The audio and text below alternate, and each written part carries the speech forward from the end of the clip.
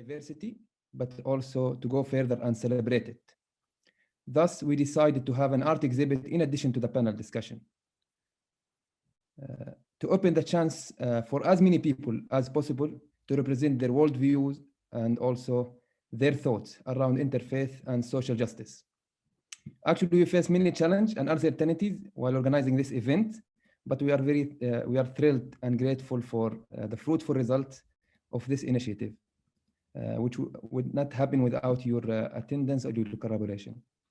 We believe that art is a powerful medium that could serve our mission in creating meaningful connection and appreciative knowledge across diverse worldviews. Art not just enables us to see a bit of the reality, it gets us to see the reality in light of new realities. So we look through this world and see the possibilities of a decent and more compassionate world. I will not speak more about art because I have great panelists and artists who will speak more about art. But I would spoke maybe I will elaborate in interfaith, and my experience in interfaith, especially I'm leading an interfaith organization and part of the Interfaith Council. I see interfaith work as artwork also. In addition to inspiring us to organize such an event, interfaith teaches us not just to live with each other, but also to collaborate with each other in spite of any differences that we have. And in our interfaith activities, we don't impose any doctrine or try to defend any specific worldview. Instead, we aim to start a conversation where everyone can share their worldview and learn from others without judgment.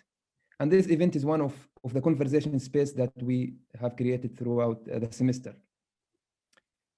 We will start our conversation with a song from Itraab Ensemble to enrich our senses.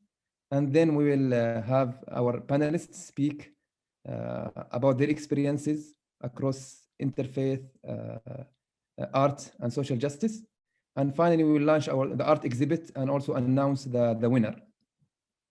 So Najla, if you can please play the song now so we can enjoy. If one of you just want to share pretty quickly what is the Itraab Ensemble for folks who don't know, while I share the screen here. Sure. So Itraab is Virginia Tech's own Arabic music ensemble. It has been a project of the Mas Art Center since 2014. And it's been an ongoing group that includes both students and faculty and community members. We perform a variety of pieces from the Arab world, a few other kinds of pieces sometimes, but Arabic music is my specialty, so that's what we perform the most of. So this is our newest video filmed remotely in our own homes, and it's just finished the editing process today. So you all are the first people to see this video. And we're very honored for that. Thank you very much. So let's see, I'm sharing everything correctly.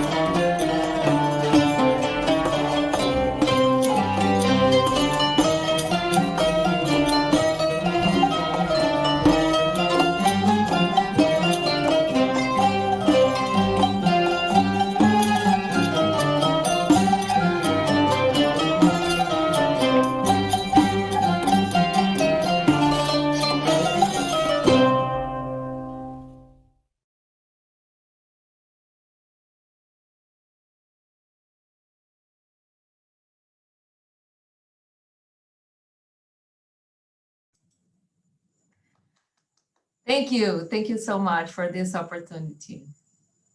Mohammed? Thank you so much. I'll introduce our first panelist, Elise Thomas.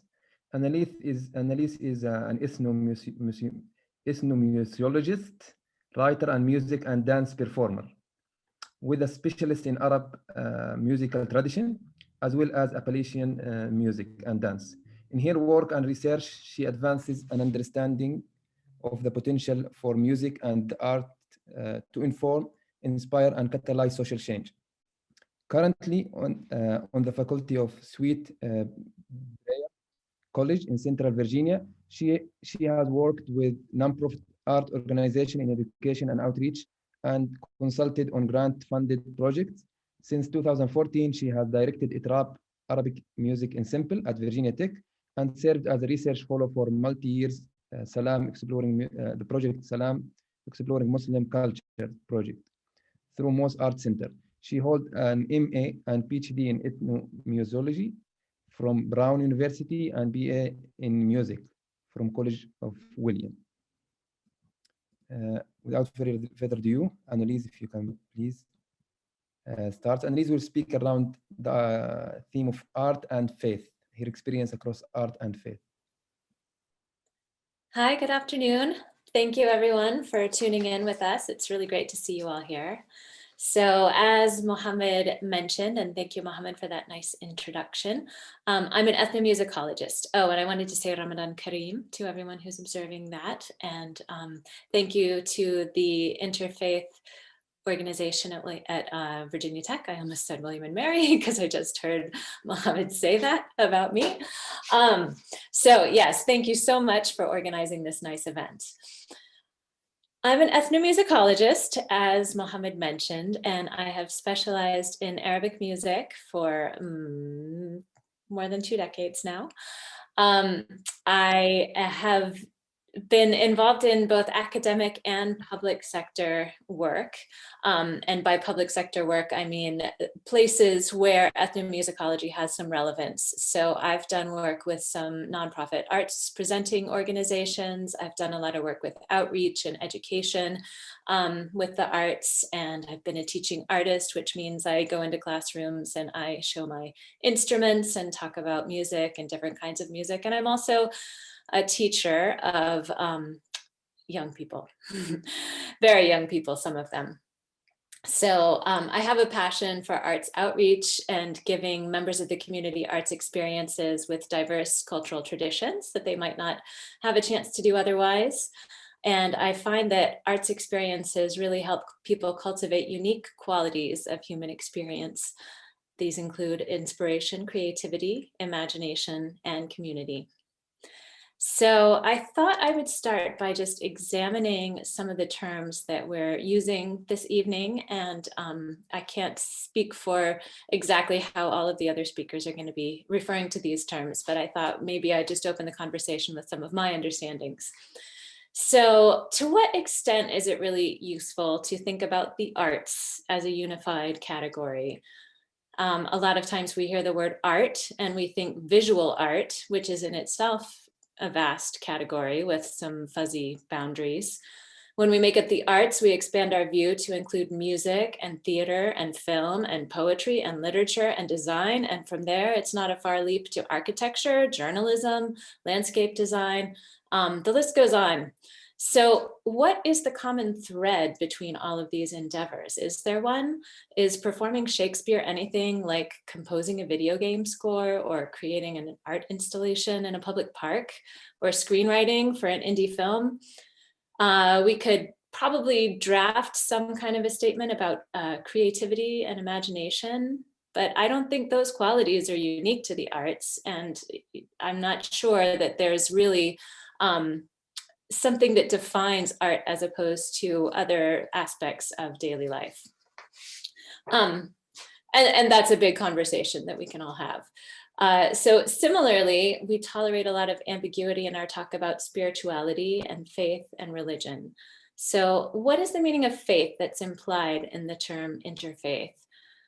We imagine that people identify strongly with some of the major religions, but it might vary what aspect of these religious traditions they identify the most closely with. It could be the sacred texts. It could be the examples of holy women and men. It could be the specific belief systems. Also, the communities of the faithful are always really important to our experiences, the values that these communities cherish, the sense of connection that faith practices can bring. So as someone whose academic training has included a good bit of cultural anthropology, I hesitate to invoke universals. But for the purposes of this discussion of rather big concepts and acknowledging that my perspectives are limited, I'd like to propose a few areas of overlap that might be useful as we're exploring this topic. So one thing I would propose is that the arts and spirituality are both domains in which people contemplate existential questions, questions about truth and meaning and beauty. And that doesn't necessarily pertain to all art, and it doesn't necessarily pertain to all spirituality, but I do think there's a great deal of overlap there. I'd say that both are areas in which people try to come to terms with complexity and with things that are uncertain or unknowable. And while we may think of faith in interfaith to refer to organized religion, I propose we think about faith more broadly in the sense of there's something worth striving for, something that is larger than us, something that's larger even than the communities that we belong to. And let's just explore this a tiny bit more. I'm going to share my screen where I have a PowerPoint. So hang on one second and go to play this and share this. Okay. Is everyone seeing my screen now? Great. All right. And can you see the chat too? I wanted to share in the chat some of our most cherished values. So, and the idea of this is just kind of to see what people hold most dear and where there might be overlap between what people are thinking about.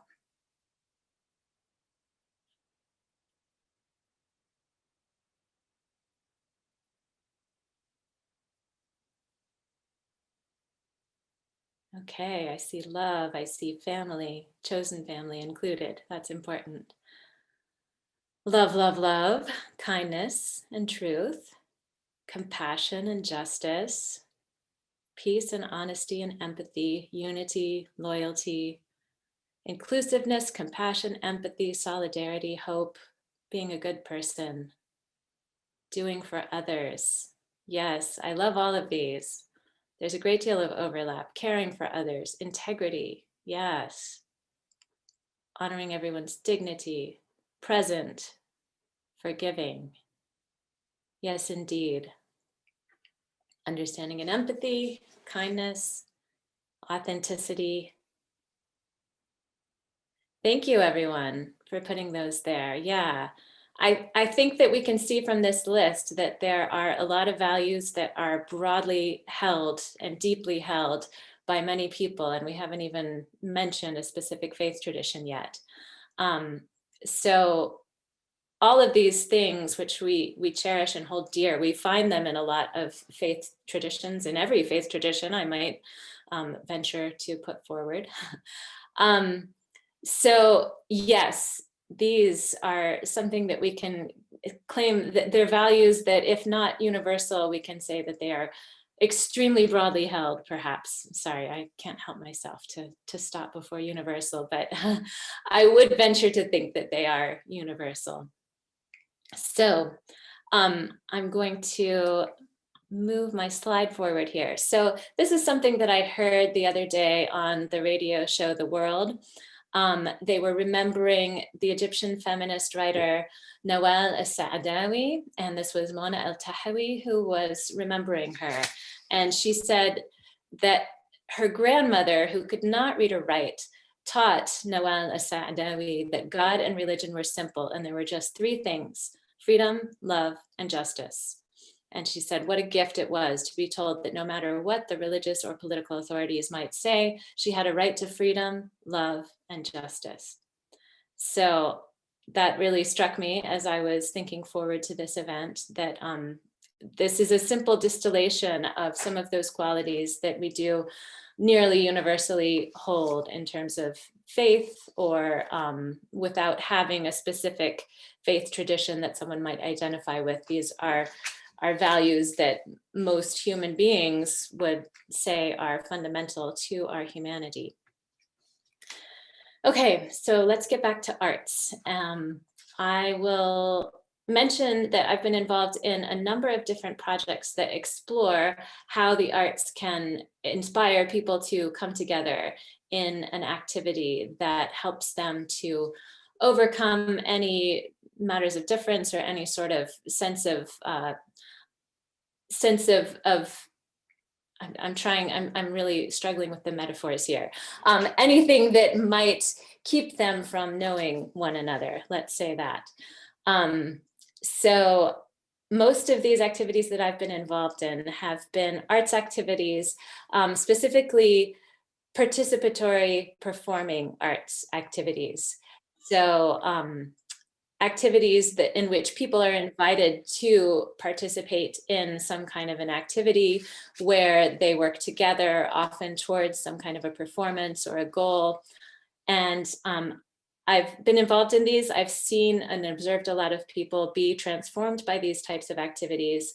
And I've also documented them in my research. I was involved with the Moss Arts Center's Salaam, Exploring Muslim Cultures project just a few years ago, which you'll probably hear references to sprinkled throughout, because that's actually what brought Jon and Katy and I together, was our joint work on this project.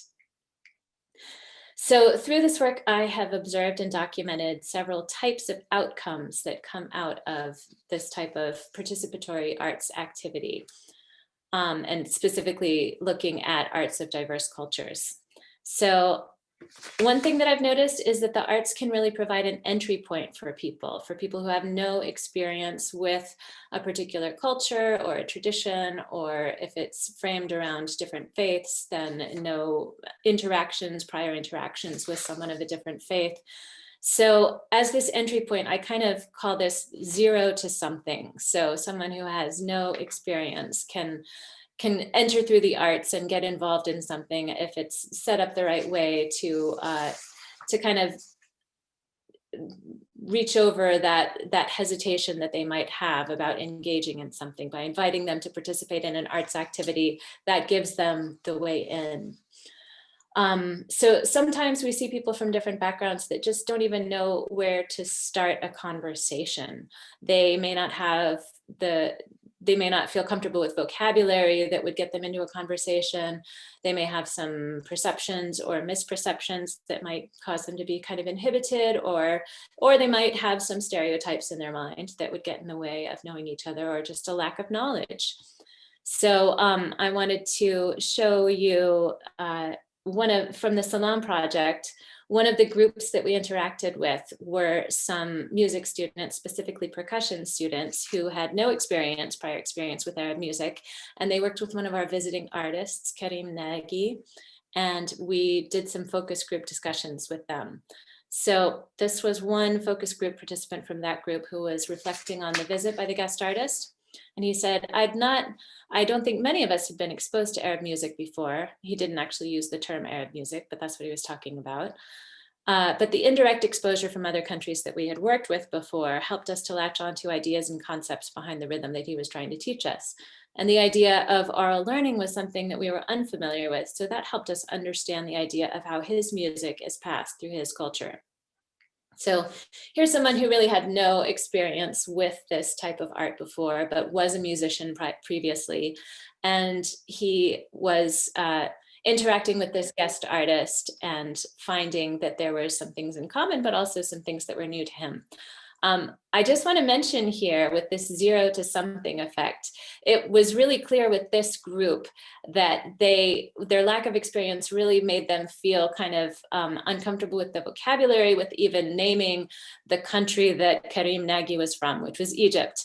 And there was really this sense of his music, his culture, like they didn't have the specific terms to say Egyptian music or Arab culture. And I think that having these discussions, even the focus group discussions, which were technically part of the evaluation, helped to bring them to a place where they could talk more comfortably about the cultures they were learning. So in these experiences, having a leader or facilitator who models respect and encourages healthy engagement is key to create that safe space to really open up the dialogue and the conversations. So another thing that I have observed in my work in these areas is that arts activities provide space for embodied collaboration. And the embodied collaboration is kind of key, that we can be in this space with people and see other people doing these things and emulate them to whatever extent we're asked to do. It's really important. I think I'm actually going to skip this quote for now because it's a little less related. So this was one participant in Itraab, and this person reflected that she said, I felt at once so outside of everything, but so included. Itraab was a part of that. There's a little more complicated context, but anyway, she's saying there were songs that were familiar to the group of people in the room. This was at an event before she actually joined Itraab, which she later joined Itraab, but this is some of her reflections looking at the audience at this event before she joined the ensemble. It was not anything I was familiar with. The scales, all that kind of stuff were so different from my own experience and base, but they were songs that were familiar to the group of people in the room, and you just saw their faces light up and everyone just started singing along and clapping along. And that was the moment where I realized I didn't have to understand everything or even a large part of it to be interested and to become more a part of it. Because I still don't know Arabic and the scales are more familiar to me now, but a part of that music will always remain foreign to me. But through my experience and through others sharing their experiences, I've become a part of that in a way. So that's just the voices of someone reflecting on this process of just observing people, responding to the music, getting this kind of instant feedback. We might call to mind the ideas of entrainment, which if you're not familiar with this concept of entrainment, I've been reading a lot from Martin Clayton on arts and experience, and how the entrainment factor is when people get in sync on the same page and actually their bodies and their brain responses start to synchronize in different ways. So one other thing that I've observed in this kind of work is that it tends to be very deeply humanizing. With this, you hear a lot of the metaphor of building bridges. This was actually the title of the grant program that funded the Salaam project. And you'll probably hear more about this because that's been a theme of our conversations between me and Katy and Jon. In general, the guest artists become powerful role models of what it means to be a part of an identity group. They really model what it means to be a person of, in our case, it was Arab or Muslim heritage in the United States. And that gives people a specific person to interact with and have dialogue with and realize that they're not necessarily just a representative of their culture or their identity too. So, okay, I'm gonna skip that one too. Okay.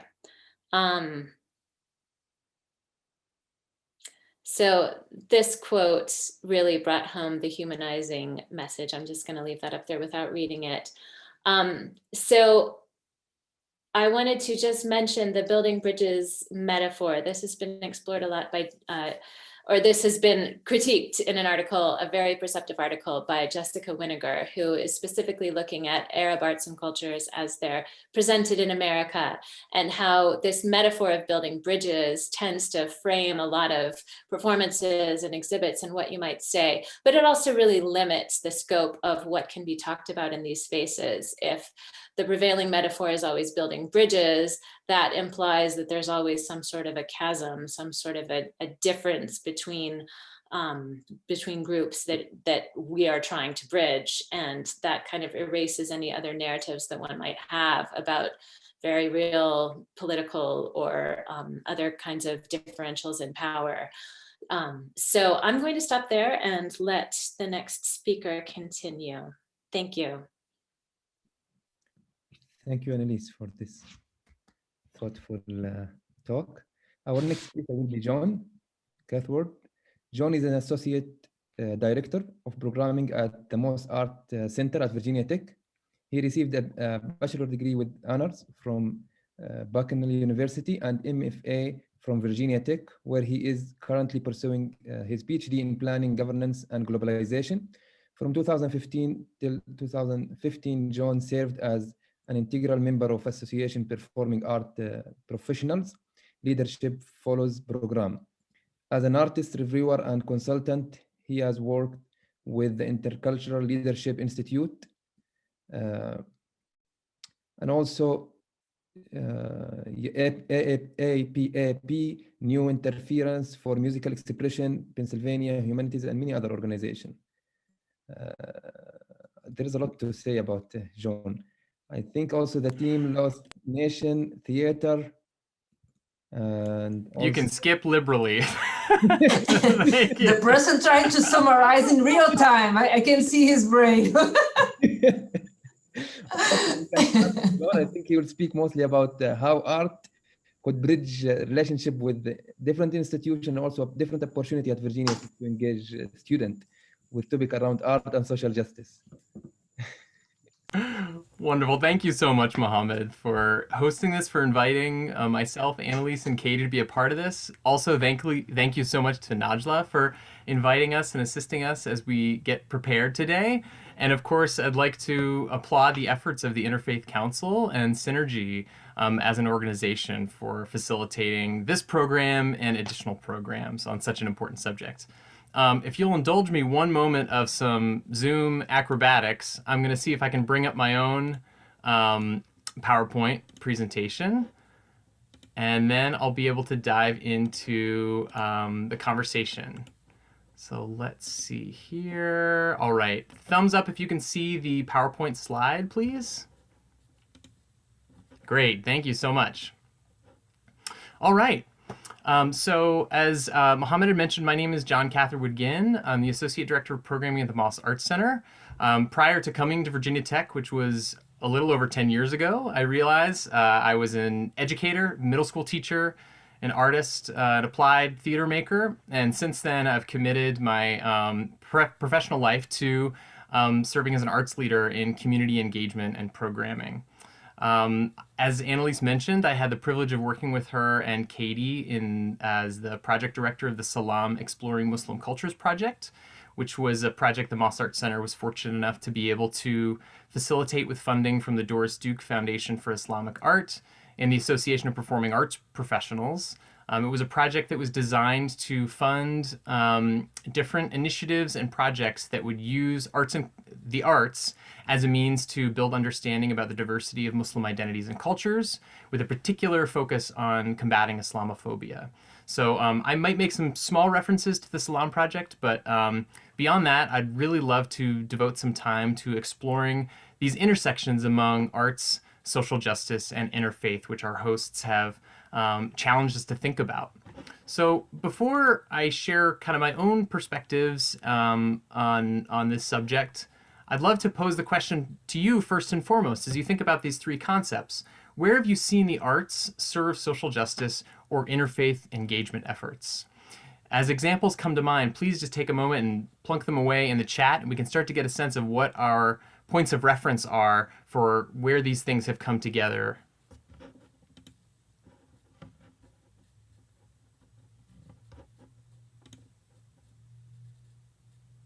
The Salaam Project. Thank you so much, Khaled. I should mention, for those who don't know Khaled, he is a great collaborator, contributed a great deal to that project. And a member of the advisory council. Black Lives Matter for sure.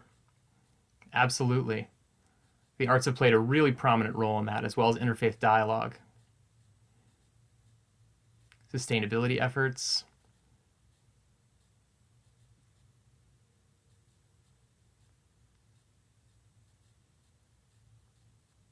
Music composed for social justice individuals. The Blue Trees Symphony, right in the NRV, yes. This is wonderful. I'd encourage you to keep thinking about these kinds of things, because I think you'll find that examples abound. for the ways in which the arts have been employed to advance social justice, often incorporating interfaith methodologies into the process.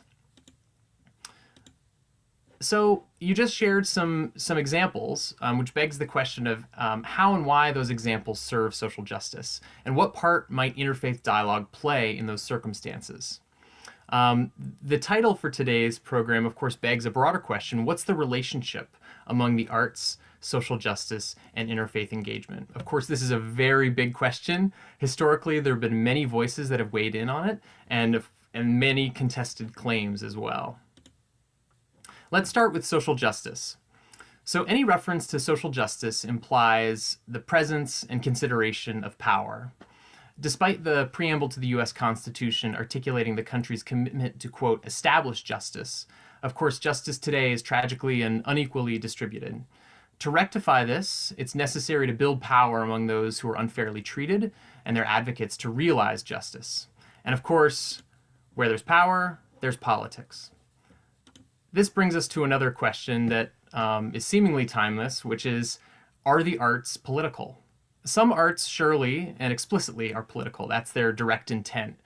But there's also a timeless refrain that the arts can or should exist outside the frame of politics.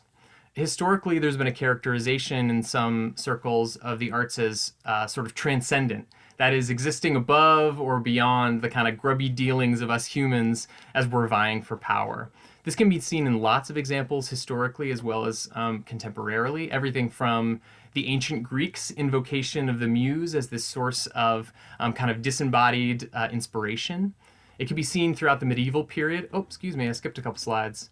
It can be seen in the medieval period between the 10th and 16th centuries. I'll just say my background is in theater, and so I might draw on some theater history examples. During the medieval period in Western Europe, there were what was known as mystery and miracle play cycles, which reenacted passages from the Christian Bible. These different rituals started at the altar of churches, and over time it evolved to spill out onto the front steps of churches, and ultimately took up huge amounts of public space in what were known as pageant wagons, where iconic passages, stories from the Old Testament in particular, would be reenacted for the purposes of education, but also sort of conversion. But throughout all of this, there was a recognition that the arts, in some way, the value they had was outside the realm of politics, and instead, in this case, for religious devotion. So this view that not all arts are political certainly persists today. That being said, of course, there are many philosophers, artists, and politicians who have argued that all arts are political, certainly including those ones that are explicitly so, that really aim to take on a particular social or political issue, but also those that might not have politics at the forefront of what's being communicated, that they nonetheless are informed by and influential upon politics. So, of course, this will not be a comprehensive inventory of all the various perspectives within these domains, but I thought it might be worth taking kind of a snapshot look at some iconic voices within philosophy, the arts, and public policy that have argued for the fundamental political nature of all arts. So let's start with philosophy. A thinker I'll draw upon today was Herbert Marcusa. He was a German-American philosopher who was active primarily in the mid-20th century. Marcusa argued that the imagination and, quote, great artists possess this ability to sort of envision and enact new political possibilities. A contemporary scholar, Carol Becker, I thought had a really insightful examination, sort of illuminating these qualities of the imagination that Marcusa described as, quote, the aesthetic dimension.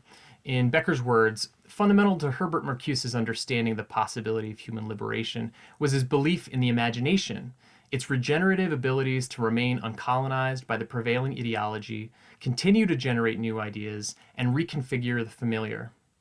It was within the imagination that the desire to envision the idealized state of utopia and push the world to its realization resided. Now, Marcusa was but one voice among many who have explored and argued for the political power of all arts, but I'd argue his perspective in particular is very helpful as we think about this today. moving on to, once again, a quick snapshot. Of course, artists themselves have had a great deal to say on this question of the fundamental political nature of all art. And a key voice that I'll highlight here from theater history was a playwright named Bertolt Brecht. Brecht was German as well. He was at the height of his artistry during the interwar period of the 1930s. And like Marcusa, he was a Marxist and the creator of what later became termed epic theater.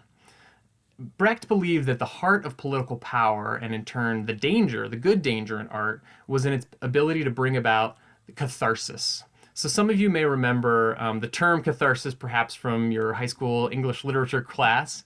The catharsis is the moment in storytelling, not unique to theater, when the hero or heroine experiences sort of their tragic fall, and we, the audience members or spectators, we have this moment of empathy or identification with this figure. Now, Brecht believed, of course, that the catharsis was quite powerful, but it was also dangerous because it lured spectators away from thinking for themselves. It was fundamentally an emotional experience, which as a result kind of eclipsed our ability to think critically about what we were viewing. We needed to question what we were seeing rather than simply emotionally connect and in turn accept it. Because unless catharsis was disrupted, in Brecht's opinion, we were left open to manipulation by those who were telling the stories, by those who were in power.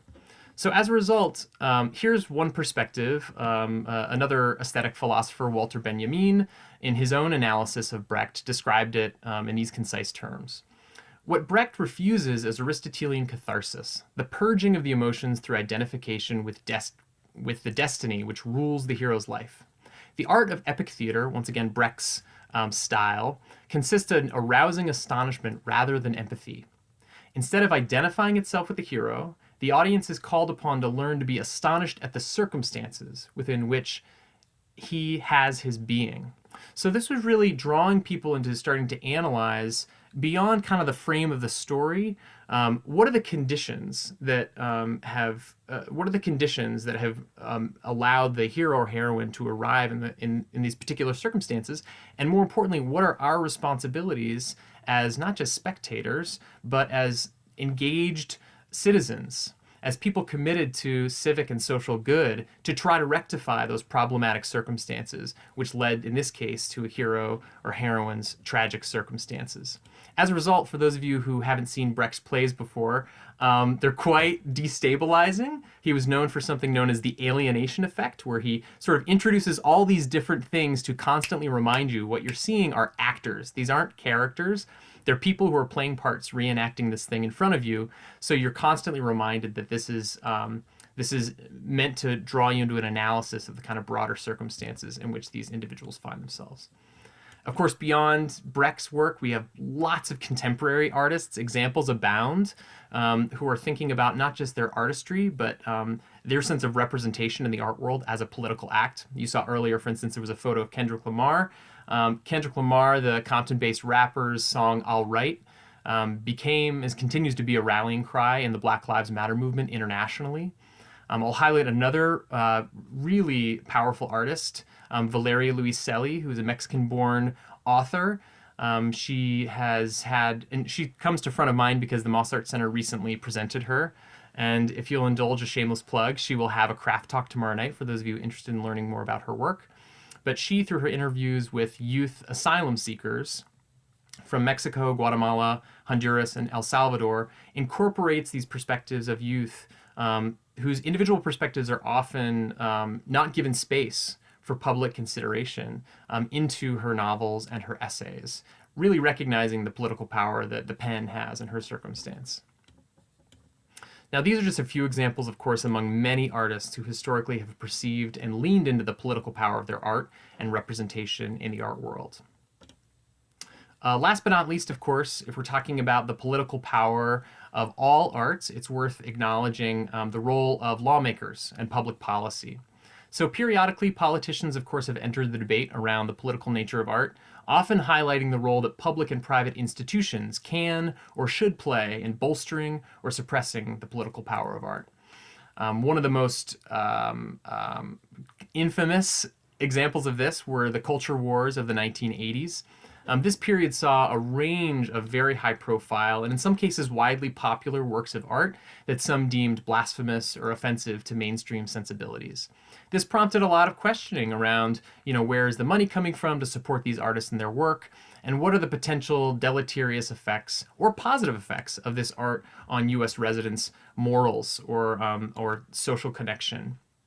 While this was primarily and continues to be a debate around free speech, partisan values, and religious views, it foregrounded the political power of the art. One of the results of this, of course, there were many results, but in the late 80s, the National Endowment for the Arts, which was a funder of a number of the works that were under scrutiny, had its budget cut. So there were direct impacts of recognizing the political power of art. This particular photo you see here, though, while it isn't from the 1980s, it features a piece which was ended up becoming quite iconic in the context of the culture wars. This piece is one by a photographer named Andres Serrano. The piece was called Immersion or Piss Christ. The title alone gives you an indication of its chosen subject matter. As you might imagine, it struck a number of people as quite blasphemous, though Serrano himself maintained he was a lifelong Catholic. And if anything, this particular piece was designed to be a critique of what he saw as the cheapening of Christian symbols in the sort of broader climate of commercialization. So in his view, a deeply religious piece.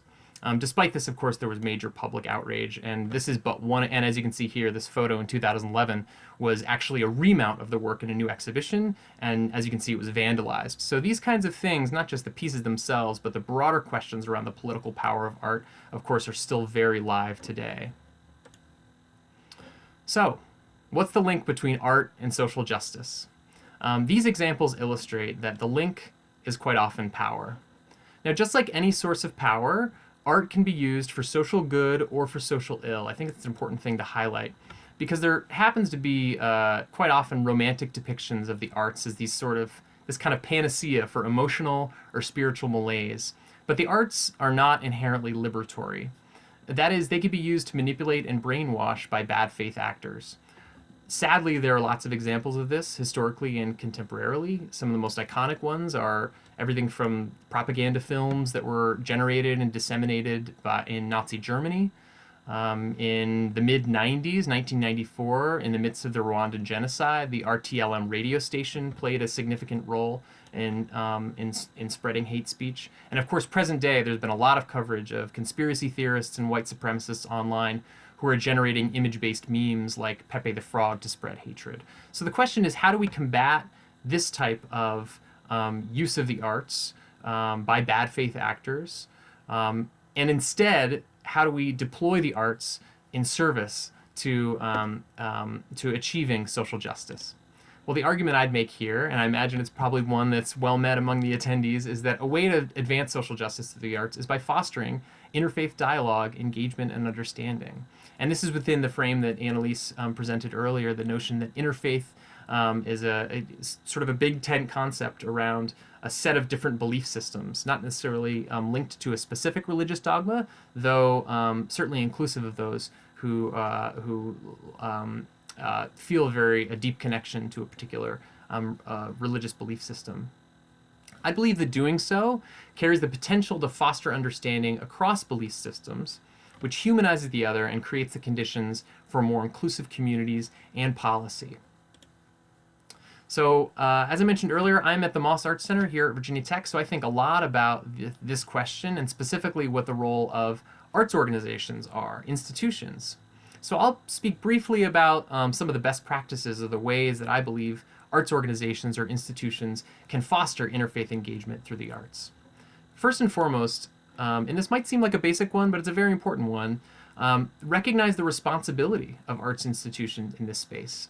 Arts institutions have a very important responsibility. What they present, and how they choose to present it, and who they work with in the selection and presentation of various visual performing arts experiences really have the power to suppress or elevate voices that have been historically marginalized, and in so doing to entrench or challenge perceptions and conditions for equity and justice.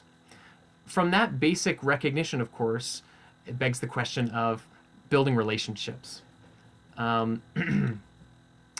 building relationships, of course, is so critical, and specifically with a diversity of community members.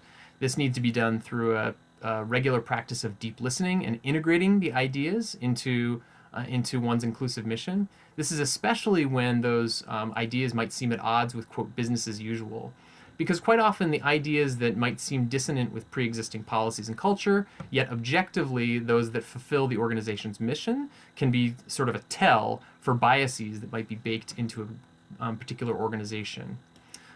Once those kinds of relationships are being built, of course, and trust is being built little by little, a worthwhile next step, of course, is collaboration. Collaborating to realize ambitions that are greater than the sum of their parts. And then from there, as different programs are developed in collaboration with partners, celebrating the success of those programs and learning from the various difficulties that emerged.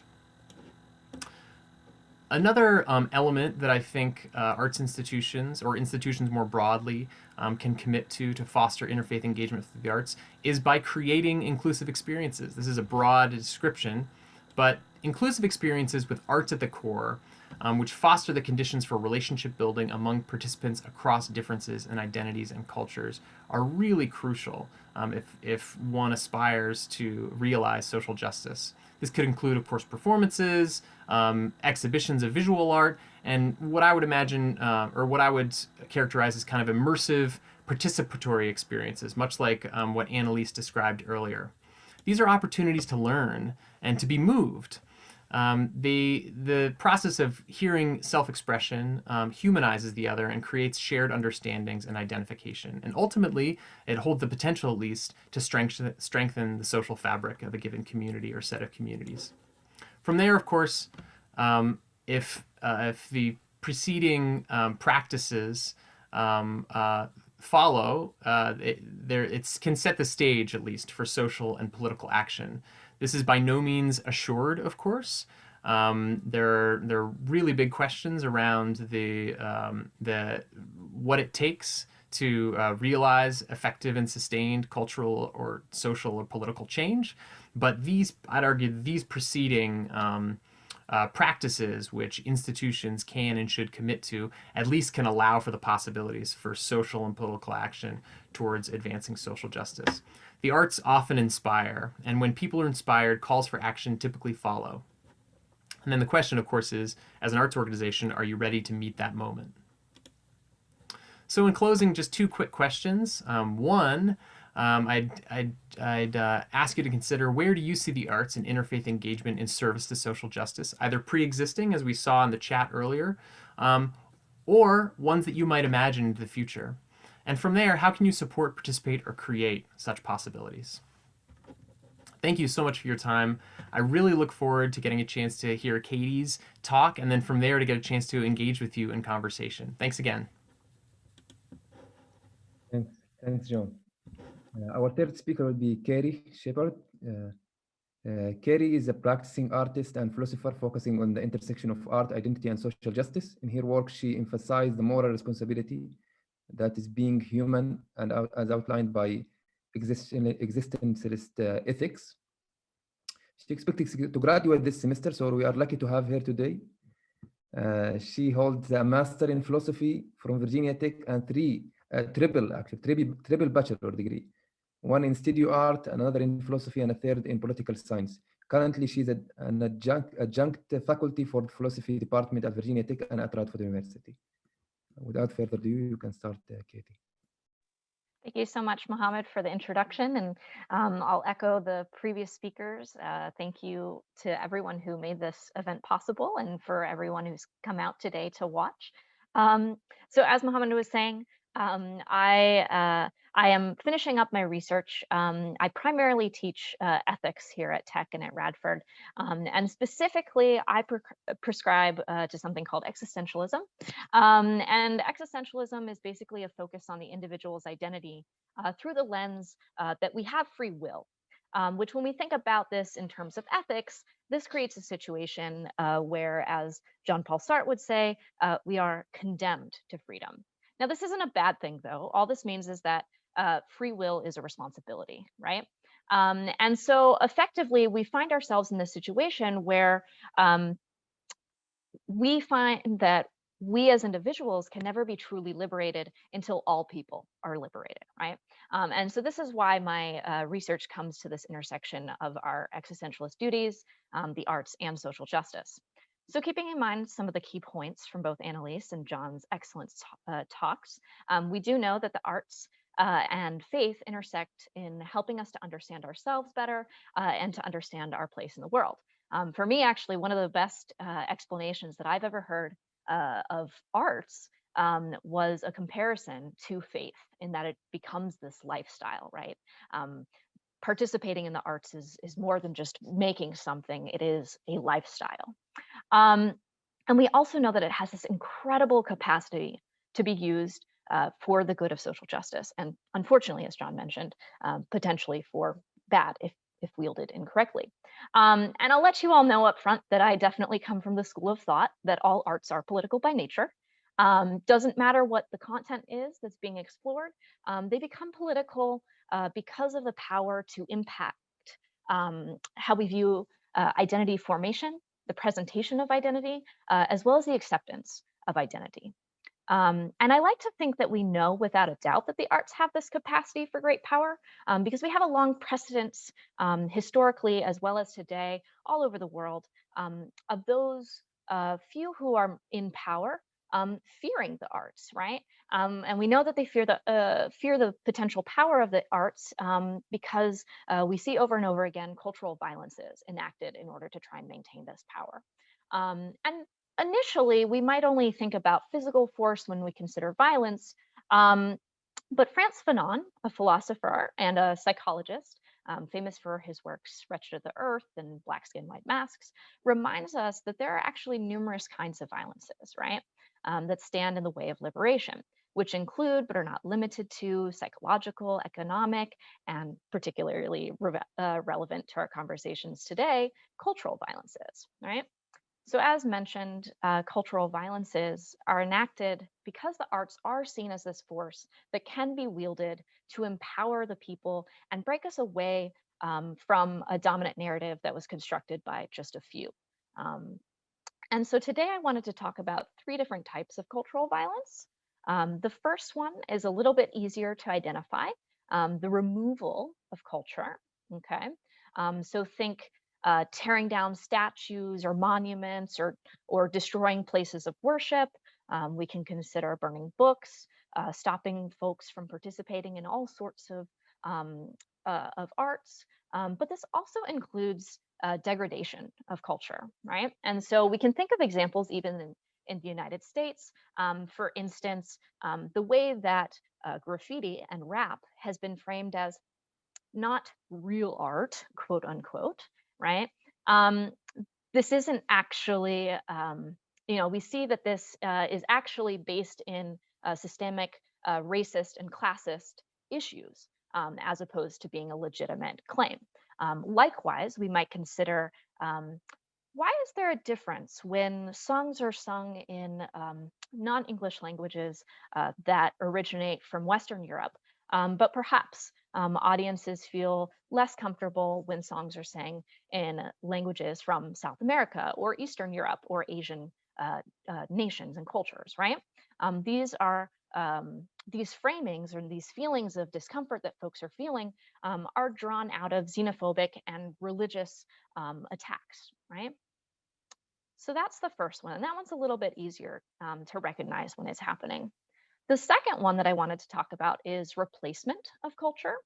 And this one, we want to be thinking about things like when folks are forcing one faith on another group of people, or when we are claiming that we're retraining folks to participate in, quote, real arts, right? This one is often very difficult to avoid because it's typically framed to the people who are participating in the violence. It's framed to them as though they're doing a good thing, right? We hear things like folks talking about how this is saving someone, or this is educating people, bringing them out of the dark into the light, these sorts of sentiments. And it's really good for us to note that it is framed as though it's a good thing to the people participating in this violence, because we want to remember that violence does not have to be intentional. And oftentimes we actually find that it is unwittingly perpetuated by truly well-intended people, right? Think of the microaggressions that all of us participate in on a daily basis, right? The third kind of cultural violence that I wanted to talk about is stagnation of culture. And this one is particularly terrifying to Fanon because it is so hard to recognize that it's happening. So let's stop and think for a minute about the kinds of inherent things we think of in culture and even in our personal identities, right? We tend to think about growth and change. And so this general view of dynamicism, right?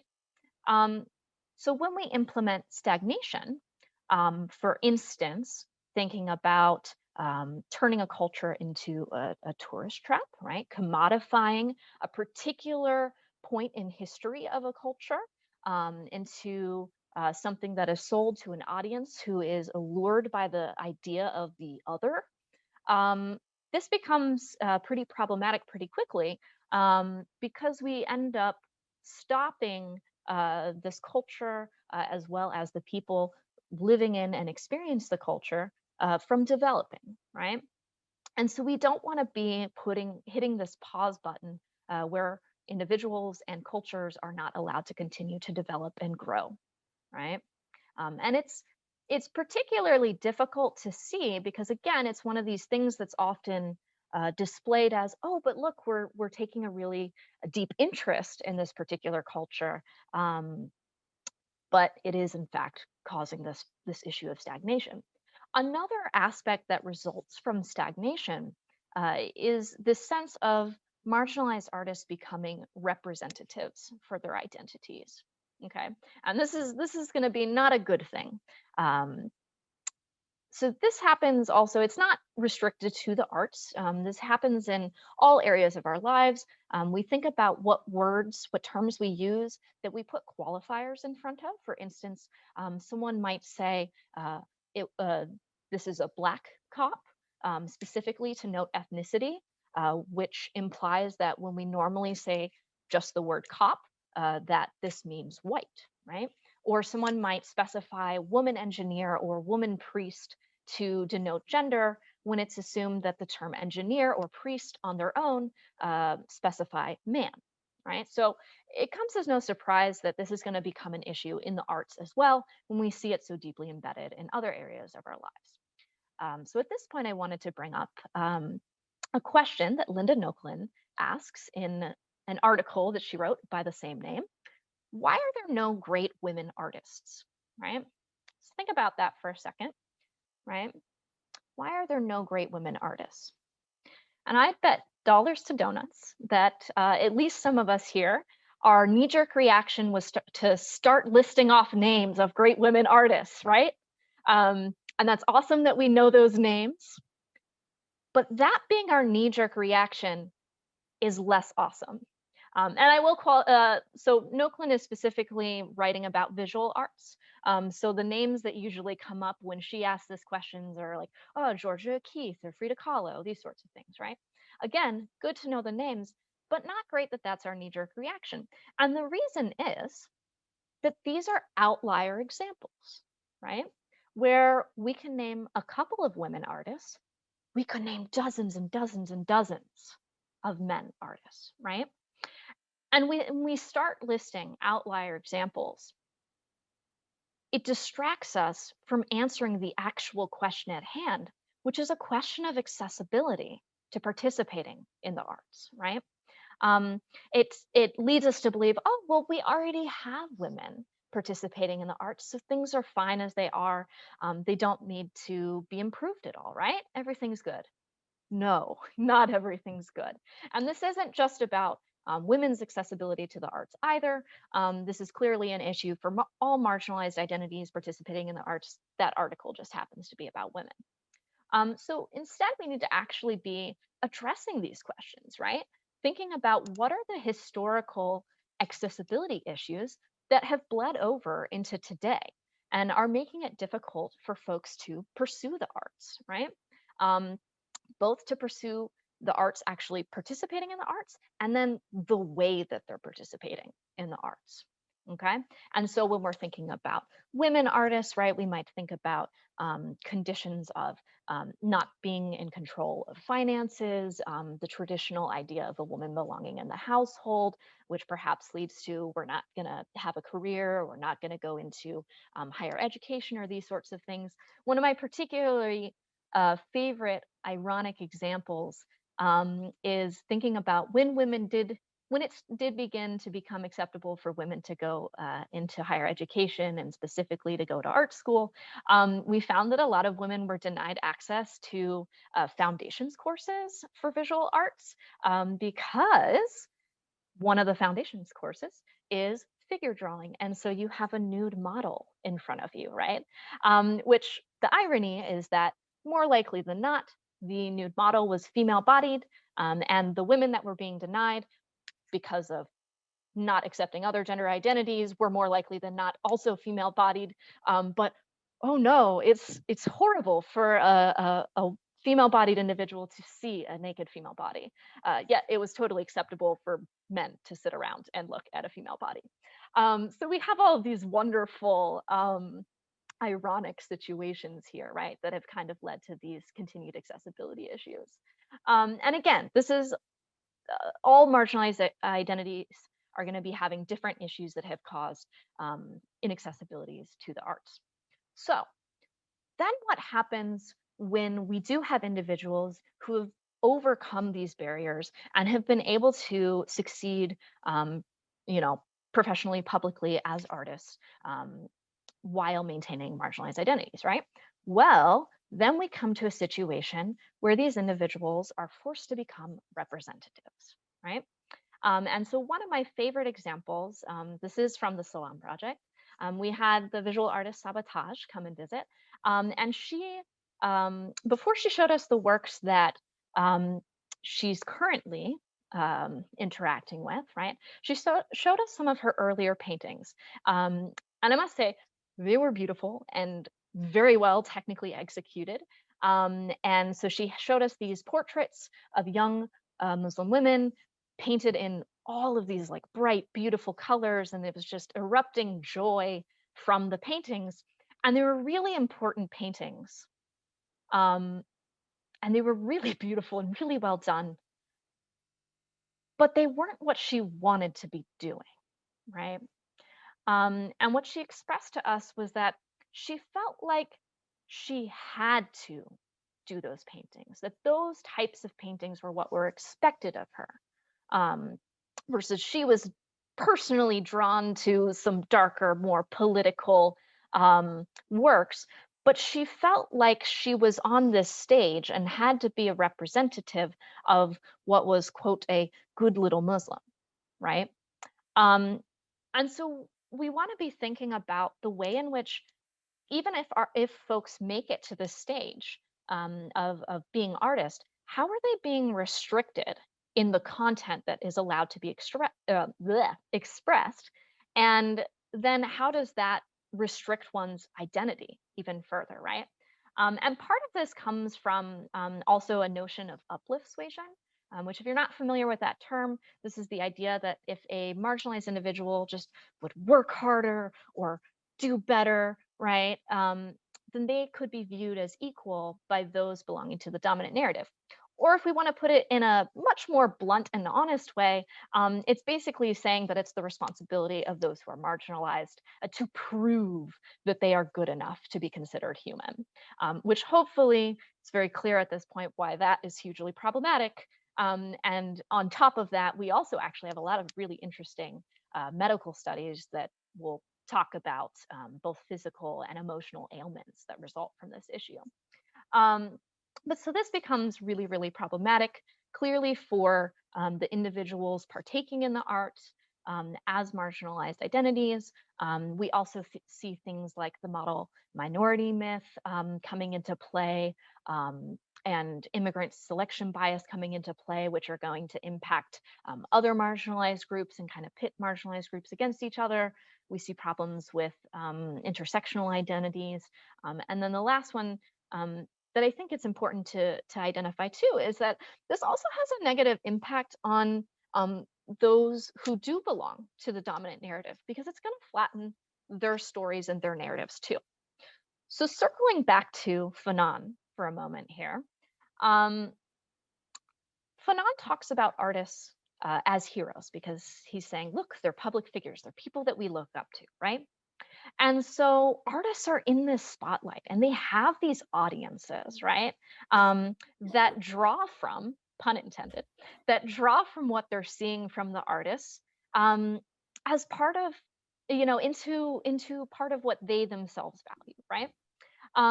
And so effectively, we need to create a scenario where artists can value themselves as individuals and get to be who they want to be rather than be representatives, so that we can also have audience members who are able to value themselves and their particular identities and their particular faith and understanding of the world as valuable, right?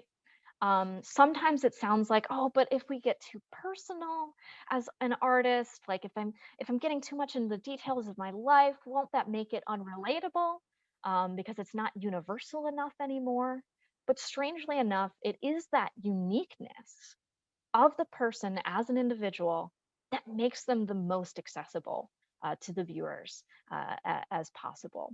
And that's going to be, this is the last thing I wanted to say here is thinking about, in contrast to uplift suasion, right? We need to have, for artists, so that then our audiences also, we need to have the freedom to make mistakes and to be our imperfect selves, right? You need to not have this sense of always having to live up to a certain standard, or even live up to, a higher than normal standard just to be accepted. And I wanted to finish with a quote from Ibram X. Kendi, which he specifically writes about anti-racism in the context of being Black in America, but I think that the sentiment of this quote carries meaning across all marginalizations. So this is a quote from him. He says, Black people need to be their imperfect selves around white people, around each other, around all people. Black is beautiful and ugly, intelligent and unintelligent, law-abiding and law-breaking, industrious and lazy, and it is those imperfections that make Black people human, make Black people equal to all other imperfectly human groups. So I think this is the sentiment that we need to make sure that we create accessibility to within the arts if we want them to be able to truly have some positive impact in the realm of social justice. So again, thank you so much to everyone for allowing us to come and speak today. It was a pleasure, and I look forward to seeing the rest of the event. Thank you so much, Katy, for this outstanding talk, and for all the panelists. You set the stage right to launch our exhibit after having a discussion. Maybe we have a chance for 1 or 2 questions. Unfortunately, we usually run out of time in our events, so there's always more interesting things than time. So 5 minutes is not really fair, but we need to announce the winners too. unless if the audience are happy to stay more than 7 p.m. But let's stick with the time. With that, yeah. So maybe 1 or 2 questions would be. You can write it in the chat, or maybe raise your hand here, or just directly speak. We can also continue the conversation later. So if you're all okay with that, I can share some questions over email, and we discuss online as well, if you like the idea. I'm just so glad to have these 3 people here today. It's just amazing. Just blow our minds in 3 different ways. Amazing. Is there anything that one of the panelists want to share as the last thought? Sure. If I can ask a question to the group, Yes. if it's fair for a panelist to sort of flip things, I would be curious to know, with all this enthusiasm and energy and intentional planning among individuals from the Virginia Tech community who are working in the space of interfaith work, I'd love to know what ideas are coming up in addition to this wonderful exhibition that's going to happen for the ways the interfaith community wants to integrate the arts into its process now and in the future. Well, I can say a little bit, but I will invite maybe Dr. Shishok to say some words too, because Interfaith is very new at Virginia Tech, right? We are in our second year, we just started, and this is officially the first event we're doing connected to the arts, but we saw today the potential is just mind-blowing, right? So I would suggest that we do more. We don't have plans right now, but I think there is an open way there. And if Dr. Shishok wants to say anything, because interfaith is very much something that he wanted us to have. So sorry to put you on the spot. Oh, at first, I just want to say how moved I was by all three of your presentations. And what I love the intersection of, I think interfaith dialogue has the really special opportunity to bring people together to talk about important things, just like the arts do. And those two things together bring about justice in a new way in the world. So I'm just so grateful that you're bringing this as a venue to bring people together, to talk, to dialogue, and to bring about changes in structures in society and ultimately justice as a result of a new and shared common understanding of the potential across meaning-making traditions. So John, what I would say to you is, please help us. I think we need everyone to bring their ideas and their talent, and most of all, the deep desire to bring to build bridges across humanity. Because the more we do that, the more of a humane and just world we will build, and that is and I think the arts, when used for good, as you all articulated, have the capacity to do that. And I think the arts as a venue can be an incredible medium for us to engage around interfaith dialogue. So I just appreciate you being here and welcome your ideas. And I'm a huge fan of Nagia's incredible vision. Everything that we have experienced up to this date is built on her brilliance. So thank you to you all. Thank you all. And let's keep the conversation going, and let's make sure to include the Advisory Council and Synergy. They're doing great things, and let's just keep the conversation going. But thank you for your question. Well, I have the distinct pleasure first to ask members of the Advisory Council just to wave. So we have some of them here. We have Khaled Hassouna. We have Amanda Armstrong somewhere. We have Elisa Jorgensen. Hello. We have Nancy Kaur, yes, we do have Nancy there. We have Mohammed, of course, that he's also the president of Synergy, and many other, I hope I'm not forgetting anyone, and many other members that help as well. For Synergy, we have Mohammed representing the group here. They are also receiving a nomination from Campus Life and Student Engagement today as a new organization. So congratulations to them. Thanks to Shernita Lee as well, because the Graduate School Diversity Scholarship is an important part of this event. And it's my pleasure to present to you the virtual art exhibit. So here's the link, and I'll also share, because I want to share the 4 winners with you. Let me share my screen here. So it's the same website you all saw before. Difference is that now we have the final link here, that is the virtual art exhibit. And I will announce the prizes one by one. And I know some of the artists are here, so if you want to wave as well. So the best photo is The Lie of Mutual Exclusivity by Ashley McDonald. Ashley, if you're there, just wave. So it's there, you can enjoy, you can read her description. We're very happy, very, very, very good submission. The best short video is Jeez Ya Allah from Allah Abdallah. I hope I'm saying it correctly. It's there on the website. Please go watch. It's a really good submission. If you're there, just please wave to us.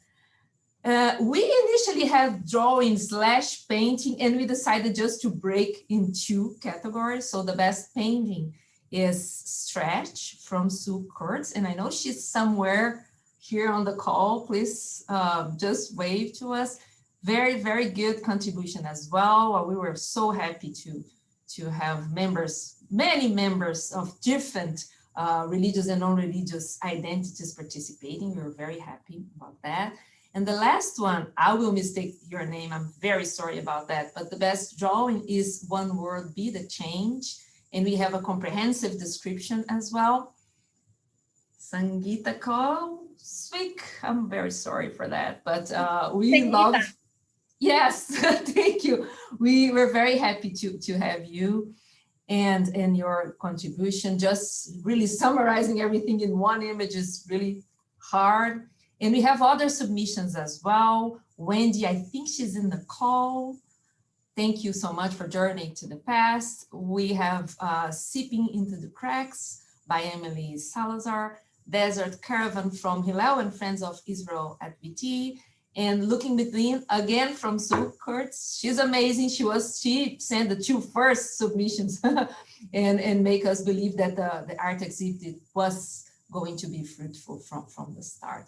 So we will share symbolic prizes, of course, with them. It's not any big prize, but it's going to be a professional art set and a book about interfaith leadership. But it's much more we're very grateful for you. Thanks, because an art exhibit without artists is nothing. So we're very, very happy to have you participating.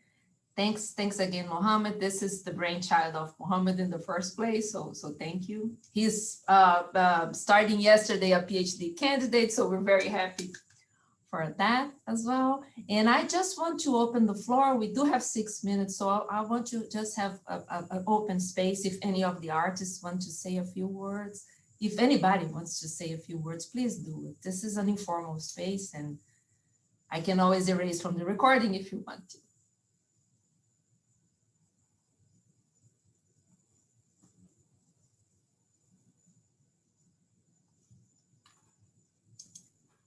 I can share something if you allowed me, Naila. Yes. Just reflecting on my experience in doing the art and also receiving the artwork. It was for me really a rich experience, because even as the council, it facilitated the discussion between us, because every one of us coming from different worldview, and then evaluating this artwork and evaluating the cause behind it. It was really very educational experience to sit out of your biases, even for me, and really give the space for people, even if I didn't agree or agree with the cause, but then at the end I need to give the space for this artwork or for the people to speak. And this is what we are trying to promote in the interfaith, is to offer a space for people to speak and then reflect on our biases, because for me it's me realize more where I'm blind, where is my biases, and so it's a very rich experience. We had a first-hand experience with that, because we had to, and Mohammed and I, we were trying to make how we can accommodate all of that and understand that we're not defending or promoting any particular stand, but we need to give space for all of them. So we saw firsthand how pluralism is not necessarily an easy choice, but it might be the only valid choice there. Anybody else would like to speak? Hi, everyone. My name is Sangeeta. Thank you so much. It's very kind of you to share that artwork. So I'm Hindu. I actually am the Hindu chaplain of NYU, and my best friend is an imam, and I am an Islamic and Arabic calligrapher also. And this work that I created last year it's something that's been on my mind for a really long time, and it's to eradicate racism, sexism, all these biases that plague our communities. And especially every single community. That's why I included all of those symbols in there as well too. And I'm sorry I couldn't get on the call earlier because it's Ram Navami today, which is a Hindu holiday celebrating the Lord of Justice, actually. So so sorry about that, but thank you very much for this opportunity. It's very kind of you, and thank you for Arts. It's nice to be in your company. So thank you very much. Thank you.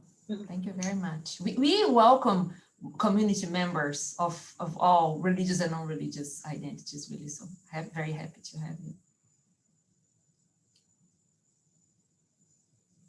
Any other artists want to share a little bit? Yeah, I can share a little bit. I'm an undergraduate student in my last year here, and my piece was just basically about the kind of like separation that happens a lot between the LGBTQIA+ community and the religious community.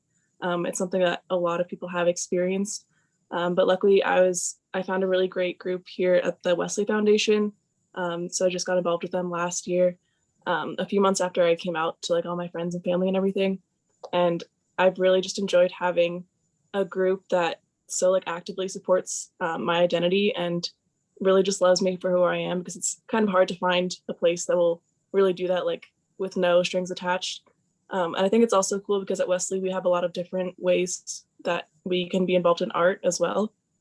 In the prayer chapel, there's just like a bunch of blank canvases and like paper and paints in there. So whenever you're just like having a bad day or something, you can just go in there and create your own art.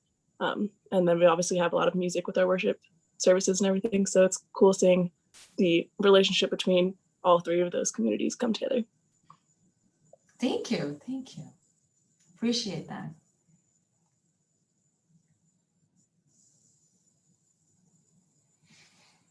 Time is never enough. What I think is a good thing, right? Imagine the opposite. We don't have anything to say. Go ahead. I was just, thank you everyone. I really enjoyed this panel so much. And I just wanted to give a slight little plug that Itraab is going to be presenting a live streamed concert this Sunday, April 25th. And I'm going to put the link in the chat where it's going to be streamed. It's free and there's no registration required. So come one, come all. So I think we can you can find it on Moss Art Center's webpage somehow too, if you need to, but you can cut and paste it now from the chat if you want to keep it on your desktop. So 4 p.m. this Sunday, April 25th. And I'll send it over email as well, so everybody has it. Okay. Great. Well, thank you. Thank you all very much. Have a wonderful evening. And please consult the website and share with your friends. Thank you so much. Take care. Thank you. Thank you. Thank you.